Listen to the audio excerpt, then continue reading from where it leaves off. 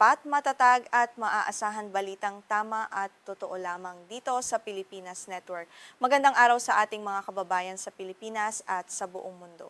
Huwag kalimutang pusuan ang video, sumubaybay at pindutin ang patingaw upang lagi kayong updated sa balita. Simulan na natin.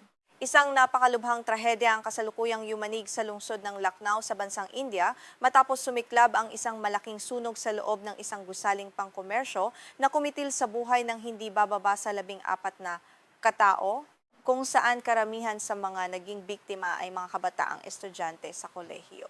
Sa unang ulat na nakalap ng ating tanggapan, mabilis na kumalat ang apoy na naging dahilan upang mabitag ang mga biktima. Naganap ang mapaminsalang sunog na ito sa isang 3 palapag na komersyal na gusali na matatagpuan sa isang mataong residential na komunidad sa Lucknow, ang kabisera ng hilagang estado ng Uttar Pradesh sa India. Ang lokasyon ng gusali ay naging isang malaking hamon din para sa mga unang rumespondeng bumbero dahil sa sikip ng mga daanan at ang mabilis na pagkaipon ng makapalat na kalalasong usok na bumalot sa buong paligid nito.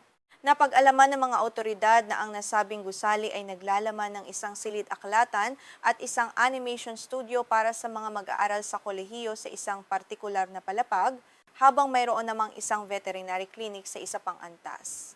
Dahil dito, maraming kabataan ang kasalukuyang naroroon nang magsimula ang sunog, dahilan upang mas maging trahiko ang kinahinatnan ng insidente para sa mga pamilya ng mga estudyante. Kinumpirma ni Deputy Chief Minister Brajesh Pathak ang napakalungkot na balitang ito sa mga lokal na mamamahayag sa India. Ayon sa kanyang pahayag, 14 na kabataan mula sa mabubuti at masasayang pamilya ang nasawi sa malagim na sunog na ito. Dagdag pa ng opisyal, may 4 pang individual ang kasalukuyang nagtamo ng malulubhang pinsala at sugat sa katawan at patuloy na binabantayan sa pinakamalapit na pagamutan. Sa mga video na mabilis na kumalat sa iba't ibang social media platform, makikita ang matinding takot at kaguluhan ng mga tao sa loob ng nasusunog na gusali. Ipinapakita sa mga kuha ang ilang individual na desperadong umaakyat palabas sa mga nabasag na bintana upang makaligtas sa makapal at nakalalasong usok. Ang mga tagpong ito ay nagpapakita ng kawalan ng maayos at ligtas na labasan sa oras ng matinding emergency. Isa sa mga pinakamapanganib na tagpo sa mga video ay nagpakita sa isang lalaki na nahulog mula sa isang itaas na palapag habang desperadong sinusubukang takasan ang naglalagablab na apoy sa kanyang likuran. Ayon sa mga ulat ng lokal na media sa India, mapalad na nakaligtas ang lalaking ito sa kanyang pagkahulog, ngunit nagtamo ng matitinding pinsala, medical services at agad siya dinala ng mga emergency medical services sa ospital para sa agarang gamutan. Nahirapan ng husto ang mga bumbero na makapasok sa loob ng gusali dahil sa kapal ng usok na humarang sa kanilang paningin at nagpahirap sa paghinga ng mga rescuers. Upang makagawa ng daan para sa kanilang pagliligtas, napilitan ang mga rumesponding bumbero na sirain at tibagin ang isa sa mga pader ng gusali. Ang marahas na hakbang na ito ang tanging paraan upang makapasok ang mga rescue team sa mga silid na puno ng usok. Bukod sa pagtibag ng pader, nagdala rin ang mga emergency crew ng mga malalaking exhaust fan upang pilit na sipsipin at ilabas ang makapal at nakalalasong usok mula sa loob ng mga silid ng gusali. Habang ginagawa ito, patuloy ang walang humpay at mabilis na paghahanap ng mga bumbero sa bawat sulok at silid ng gusali sa pag-asang may makikita pa silang mga nakaligtas na biktima na kasalukuyang nawawalan na ng malay dahil sa usok. Nagbahagi naman ng kanyang nakakatakot na karanasan si Muhammad Asin, isang empleyado sa animation studio na maswerteng nakaligtas sa trahedya. Sa kanyang panayam sa Associated Press, sinabi niyang kapapasok pa lamang nilang muli sa trabaho mula sa kanilang tanghalian nang biglang magkaroon ng alarma ng sunog. Sa simula, inakala ng lahat na ito ay isang maliit na sunog lamang na madali nilang maapula gamit ang tubig. Subalit, mabilis na nagbago ang sitwasyon sa loob ng ilang minuto lamang. Ayon kay Asin, sa oras na nagpasya silang lisanin ang lugar, mabilis nang napuno ng makapal at maitim na usok ang lahat ng mga silid at maging ang mga pasilyo ng gusali. Ang mabilis na pagkalat ng usok na ito ang naging pangunahing dahilan kung bakit nahirapan ang marami na mahanap ang daan palabas na nagbunga ng matinding panik sa mga tao. Hanggang sa mga sandaling ito, may kaunti pang pagkakaiba sa mga opisyal na ulat hinggil sa eksaktong bilang ng mga nasawi sa insidente. May ilang ulat na nagsasabing 14 ang kumpirmadong patay, habang ang iba namang ahensya ng balita ay naguulat ng hanggang 15 casualty. Ang mga otoridad ay patuloy na nagbe-verify sa pagkakakilanlan ng bawat biktima upang maibigay ang tumpak na impormasyon sa madla. Sa kasalukuyan, hindi pa rin mabatid ng mga otoridad ang eksaktong pinagmulan o sanhi ng pagsiklab ng apoy sa gitnang palapag ng gusali. Hindi rin lubos na malinaw kung ang lahat ng mga nasawi ay pawang mga mag-aaral lamang dahil may posibilidad na may mga kawaniri ng animation studio at veterinary clinic ang kabilang sa mga biktima. Patuloy ang masusing investigasyon ng mga forensic experts sa lugar na ito.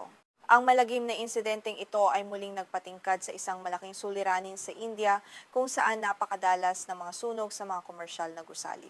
Ayon sa mga eksperto sa kaligtasan, ang ganitong mga trahedya ay madalas na nagaganap dahil sa hindi pagsunod sa mga regulasyon sa kaligtasan sa sunog at ang talamak na kapabayaan ng mga may-ari ng gusali na maglagay ng sapat na mga fire exit para sa emergency. Maraming komersyal na gusali sa bansa ang nagpapatakbo ng mga negosyo nang walang sapat na kagamitan sa pag-apula ng apoy, tulad ng mga fire extinguisher o automatic sprinkler system. Ang kakulangan sa mga pangunahing kagamitang ito, kasama na ang kawalan ng regular na fire drill para sa mga nangungupahan, ay nagpapalala sa panganib sa tuwing may sumisiklab na sunog sa mga matataas na istruktura sa lungsod.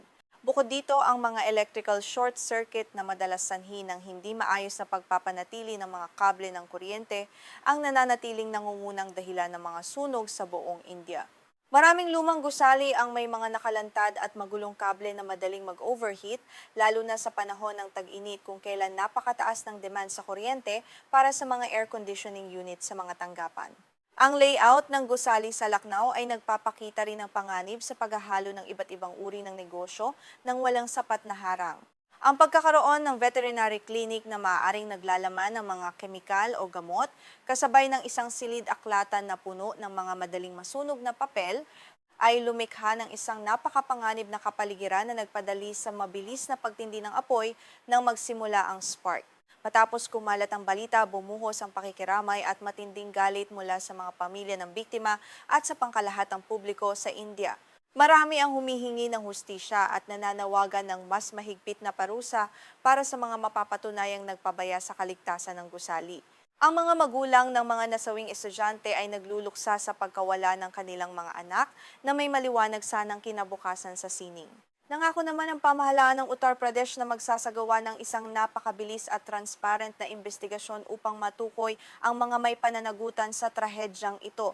Sinabi ng mga opisyal na hindi nila palalampasin ang anumang kapabayaan at magbibigay sila ng kaukulang tulong pinansyal sa mga pamilya ng mga nasawi at nasugatan, bagamat alam nilang hindi nito mapapalitan ang buhay ng mga nawalang anak. Ang trahedyang ito ay nagsisilbing babala hindi lamang sa India kundi sa buong mundo kabilang ang Pilipinas tungkol sa kahalagahan ng mahigpit na pagpapatupad ng Building and Fire Safety Codes sa mga paaralan at opisina.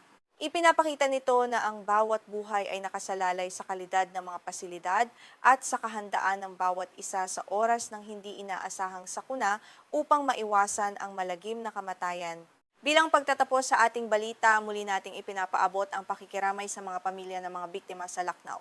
Naway maging aral ang pangyayaring ito upang mas maging mapagmatsyag tayo sa kaligtasan ng ating mga sariling tahanan at pinagtatrabahuhan.